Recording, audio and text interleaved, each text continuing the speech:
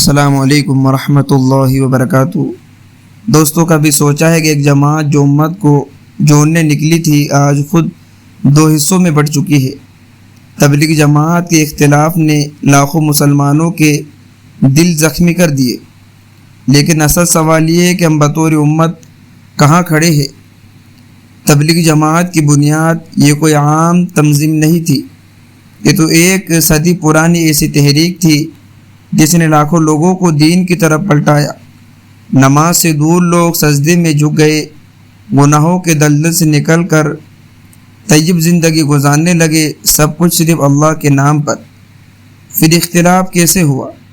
کسی ایک کے خلاف نہیں بولنا، کیونکہ سب ہمارے بزرگ ہیں، لیکن حقیقت یہ ہے کہ شورا اور امارت کے نظام پر اختلاف نے جماعت کو دو گروہوں میں بانٹ دیا۔ دلوں میں شک، مساجد میں خاموشی، قافلوں میں بے یقینی، یہ سب وہ منظر ہے جسے دیکھ کر آنکھیں نم ہو جاتی ہے۔ نوجوانوں پر اثرات، کتنے نوجوان جو نئے دین کی طرف آئے تھے وہ واپس پلٹ گئے، کتنے لوگ تبلیغ کے کام سے بدظن ہو گئے، کچھ نے کہا یہ بھی دوسرے تنظیموں کی طرح نکلے اور ہم خاموش رہے۔ کیا ہم نے کبھی دعا کی؟ ناظرین، ہم سب اس اختلاف کی بات تو کرتے ہیں، مگر کیا ہم نے کبھی اللہ سے دعا کی کہ دلوں کو جوڑ دے؟ کیا ہم نے کبھی اپنے الفاظ، اپنے فیس بک کمنٹس، اپنے گلی محلے کی باتوں میں اصلاح کی بات کی، یا صرف آگ بھڑکائی؟ یہ وقت ہے ایک نئے آغاز کا۔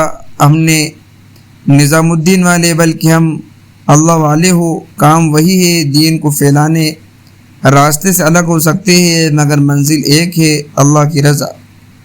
تبلیغ جماعت کے اختلاف وقتی ہے، اللہ چاہے تو سب دل ایک لمحے میں ملا سکتا ہے۔ ہمیں صرف نیت، دعا اور عاجزی کی ضرورت ہے۔